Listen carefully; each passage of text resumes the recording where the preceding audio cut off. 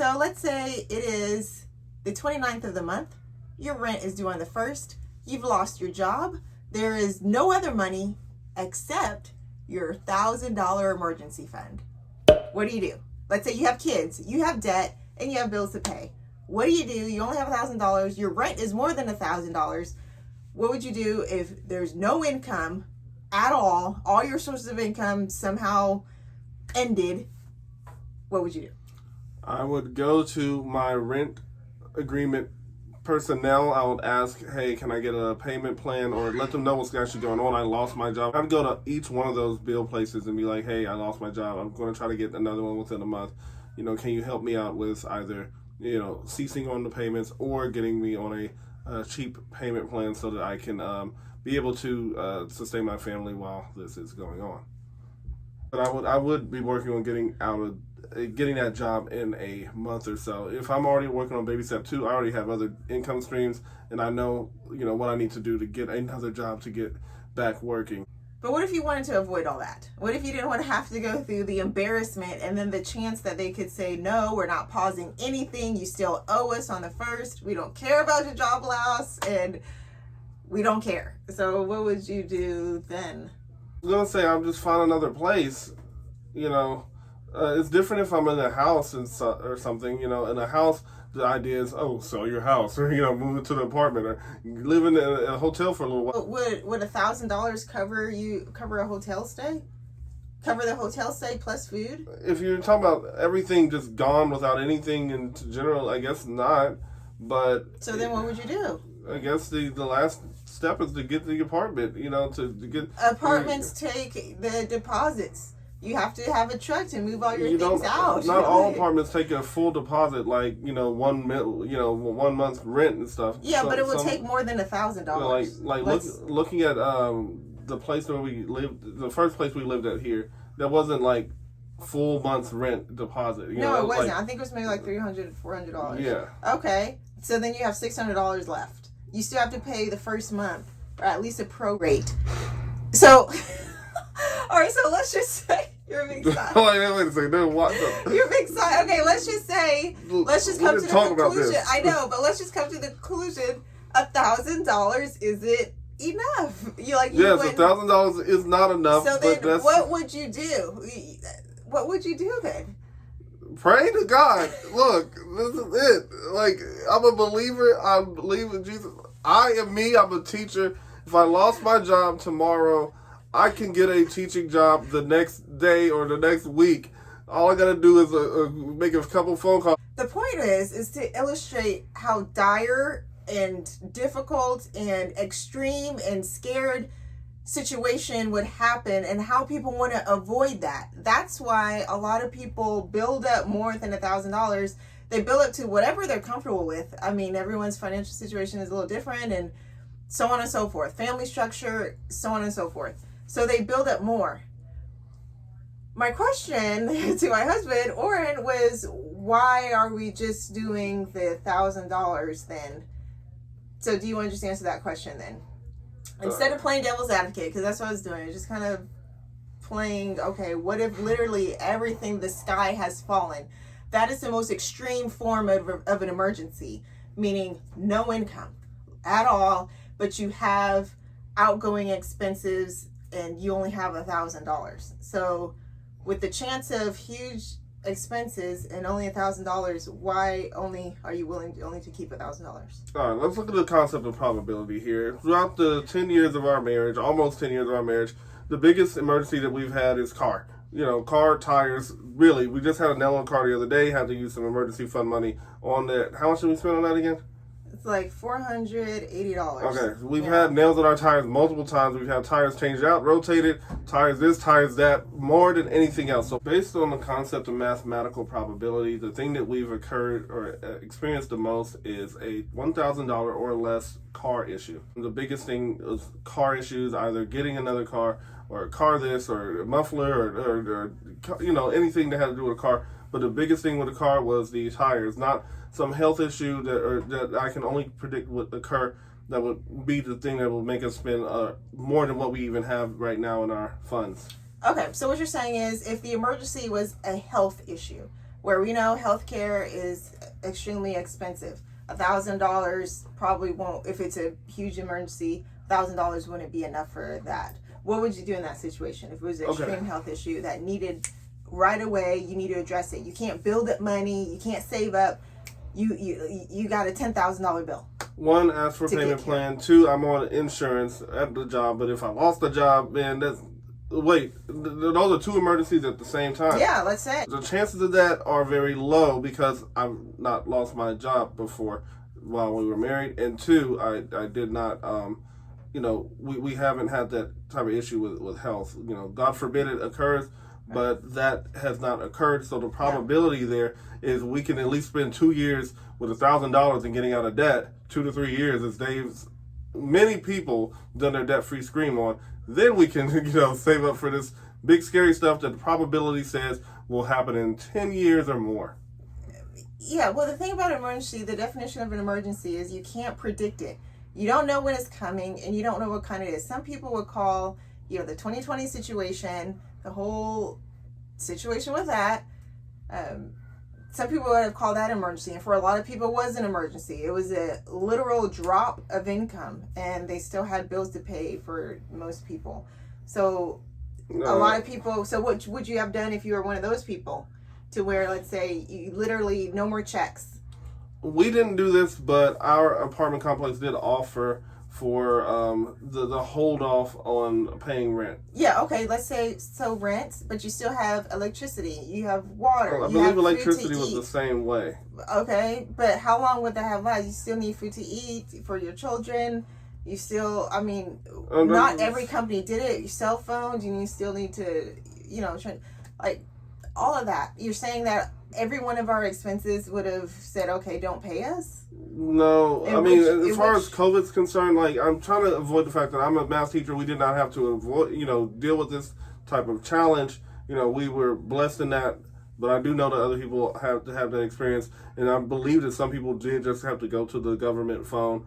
Some people did have to just apply for food stamps or apply for unemployment, things of that nature. I was hearing, stories about people applying for unemployment and raising the unemployment number, and amount and all this kind of stuff that we didn't have to do. But those were options for people, and that's what people had to resort to when they had that So then, issue. in a case of emergency, extreme emergency like that was the situation in 2020, your default is to depend on the government.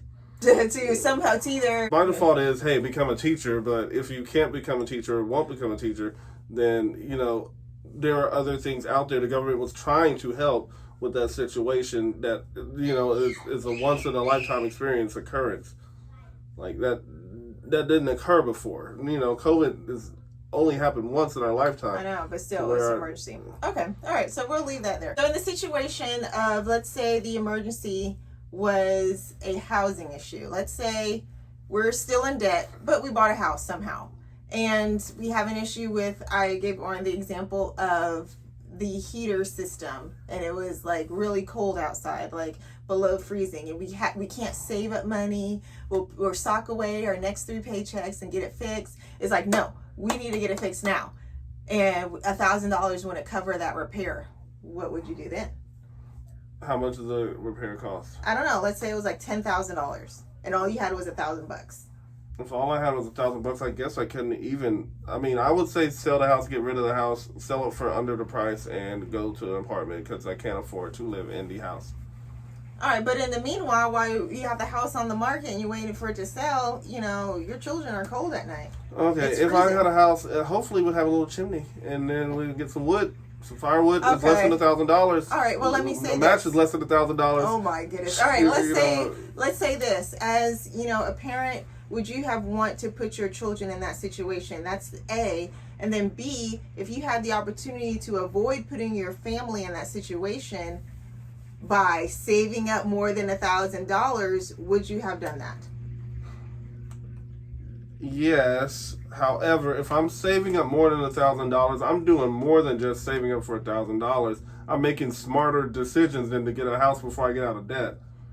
I'm not just saving up for $1,000 just for the heck of it, but not making other smart decisions.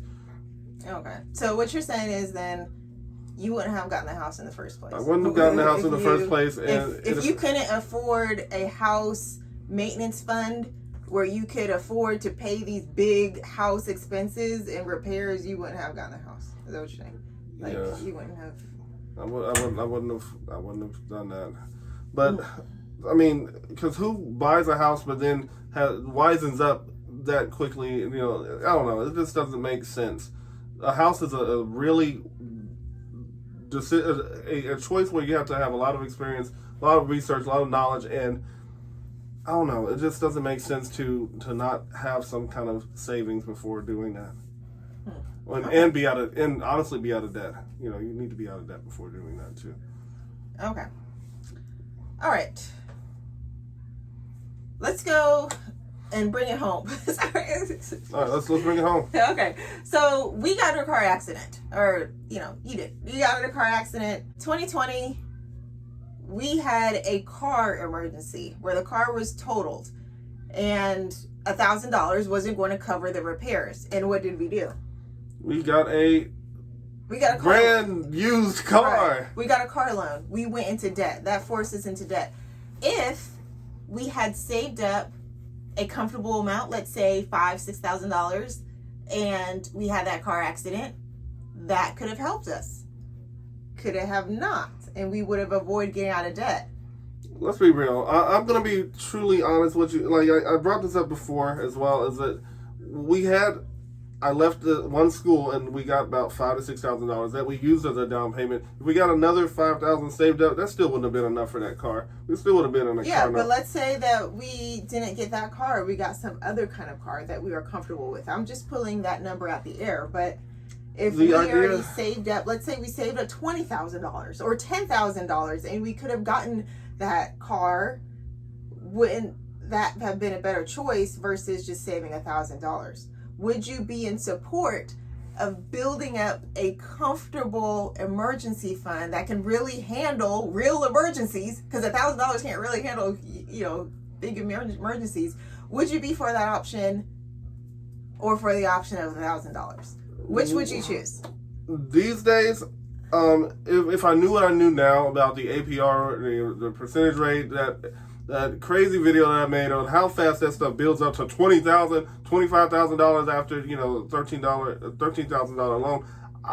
Man, I would take the time and just sit there and ride in the car with you and enjoy the time that we have together while you drop me off to work every day and pick me up. Okay, so what you're saying is you would still choose the $1,000. You wouldn't save money beforehand so that you can cover your expense? I need to get out of debt.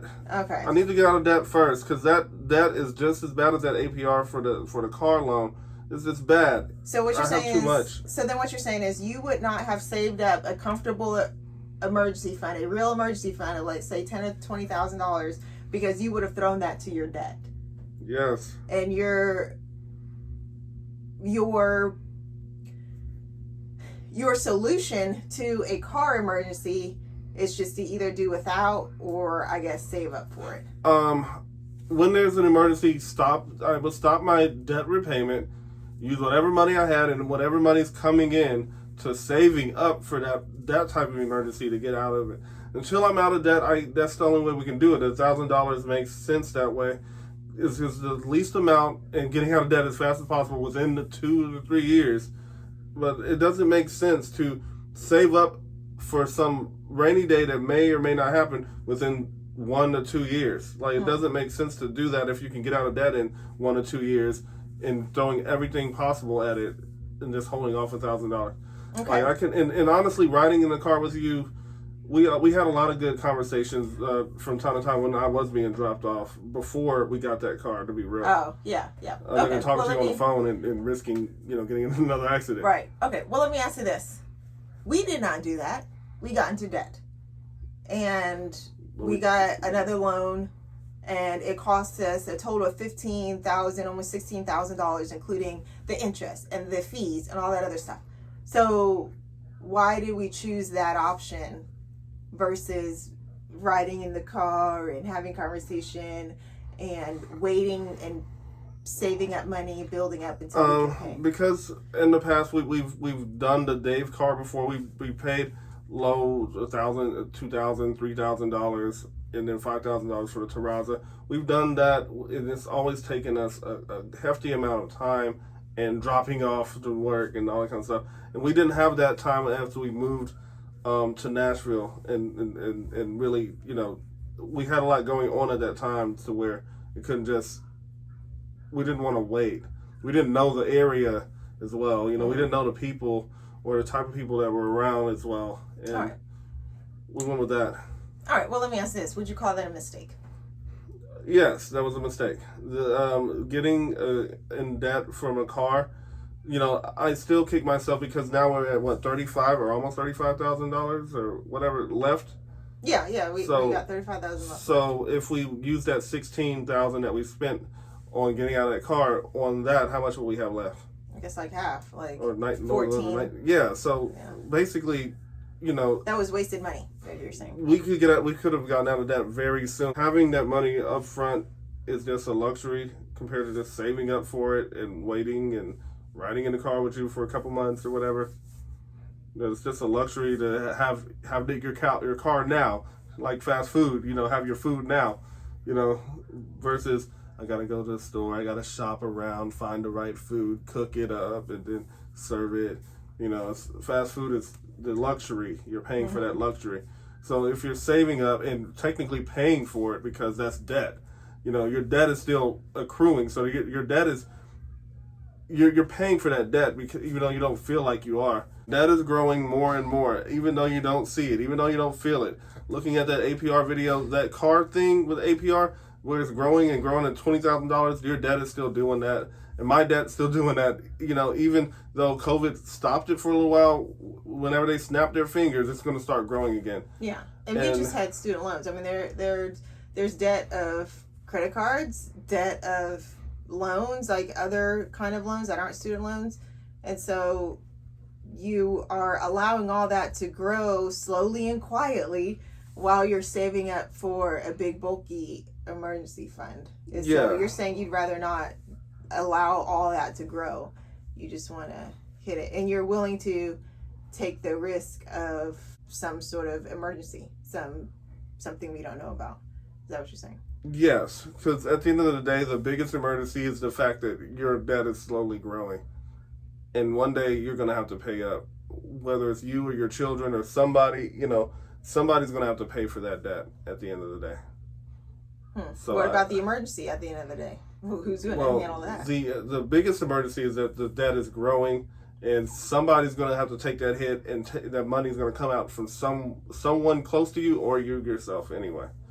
So that's the biggest emergency is right there, that you can't even afford to go to the hospital because you have debt, or you can't afford to get a house because your credit's so low because your debt is so high. You can't afford to do this stuff. But some people do. Some people still are able to get in the house even though they have a lot of debt. But yeah, but then they might not be able to get certain deals or whatever because of their amount of debt that they already have. Even though this is once again calling our age out, there were commercials where there was this big fancy mattress, and there's this glass of wine, and then the bowling ball falls down, whoop, and the wine doesn't move and stuff. Okay, the idea there is that the mattress is the emergency fund. You can make it as fat as you want to, a nice thick emergency fund, and the bowling ball is the emergency. And if the emergency fund can handle the entirety of that bowling ball, the entirety of that emergency, cool, but it doesn't matter how much money you save up anyway. We don't know what the emergency is. It could be something health related and be $100,000, and not many people have $100,000 health emergency. When my mom was about to pass away, the idea there is that she had a heart attack, and they said that the repairs, like based off my research, the repairs would be about $80,000. And we didn't have it. My dad didn't have it. No one would have that amount, and her life would not be as productive as it would have been. So the idea is that an emergency can be something that big or something, like a tire. So the $1,000 is just a cushion. No matter how much you save up, you don't know what that emergency is, and it can still knock that out and knock you out regardless. Right. So I guess the idea is that the $1,000, as Dave Ramsey talks about, is not meant to completely solve all your problems. It's not meant to completely eradicate the emergency. It's just, as you said, just to be a soft landing so that it's not as bad. And I just, for risk of, let me say it like this. So statistically, which you probably already all know, most people don't even have $1,000. So the criticism of, $1,000 isn't enough. Look, there's like the majority of the country doesn't even have that. So $1,000 is good enough if you're comparing it to other people who, lack financial literacy or just don't have the resources at all. No one, Dave, though. I mean, let's say everybody got an economic stimulus of at least $1,000. And if you buy something of $1,000 value, the idea is that you could possibly sell that and some other things and get your $1,000 pretty quickly as well. And you don't even have to work to get it. Right. Well, the idea too, it goes back to something we'll talk about another time, but some people don't even have the thought process that, hey, I should be thinking ahead and I could sell something or I can do this to get this $1,000. Some people aren't even thinking that way. And that's a bigger issue. That's a bigger issue than, because if you're not even have the mindset that you need an emergency fund or that you can sell something or I don't really need these Gucci bags, and then you're not, you're 20 paces behind. Like, I mean, you can sell those Gucci bags. Yeah, but some people won't even think that. They'll think, I don't have the money, but I got these Gucci bags. I'm not even going to sell them. I'm just going to get a personal loan or a credit card. How is $1,000 a biblical principle? Not saving up $1,000, just having some kind of savings there. But why not go and get the $10,000? The idea is to not get too much. That you have a oath that you need to carry out, and Okay, so it's priority that we need to move on. That we can't spend all our time saving up $20,000 right now, or $30,000 or $10,000. We need to move on and get the debt paid off.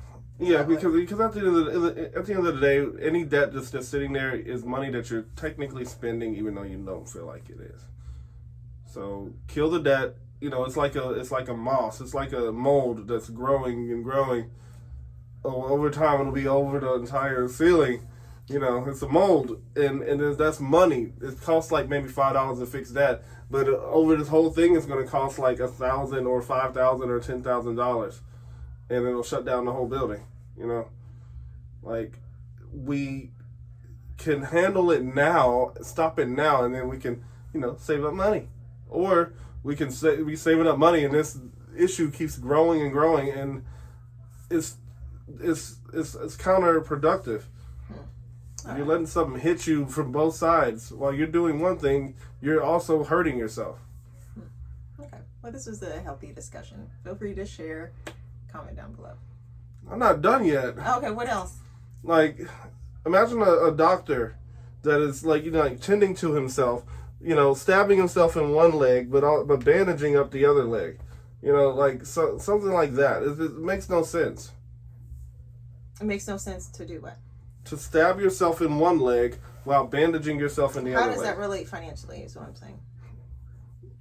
How does it relate financially? Yes. What is the bandaging? What is the stabbing? The stabbing is letting a debt grow, money that you're not even spending, not even enjoying, sit there and grow and be something more that you owe, more that you owe, more that you owe, while you're up there saving money, trying to do the right thing and trying to get your family in a safe place. But you have debt growing and getting big along with you trying to do the same thing, trying to be good with your money.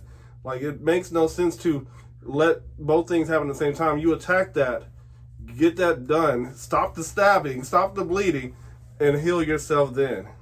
Yeah. Okay. Well, I will just say, obviously we're not financial experts. Obviously we're still in debt. Obviously we've made mistakes. We've already shared that. And I will say, I think there is a little bit of hypocrisy or just inconsistency in everyone. I mean, and I think it's much easier to pluck out the speck in someone else's eye than it is to look at the rod in your own eye. It's easier to say or to see that, hey, scientifically, we've discovered that, hey, if we eat junk food, fast food, if we eat from certain restaurants, that it's going to harm our health, and that we could, eat at home and do all these things. Everyone knows that, but do we do it? No, everyone doesn't do that. Or that, hey, you're supposed to exercise 30 minutes a day, 5 days a week. Does everybody do that? You need 3 to 5 servings of fruits and vegetables every day. Does everybody do that? No. So I think it's easy to point out some flaws in financial plans and maybe reject other, if you're not carrying out those kinds of eagle eye kind of things to do, if you're not carrying that over into other parts of your life, do you really believe it then? Or is it just easier to point out? And it's fine, because, we're all in the same boat. So I just want to say, we're still rooting for everybody. No shade at all. But, it's just something to think about. And wherever you are in your financial, in your debt-free journey, keep at it.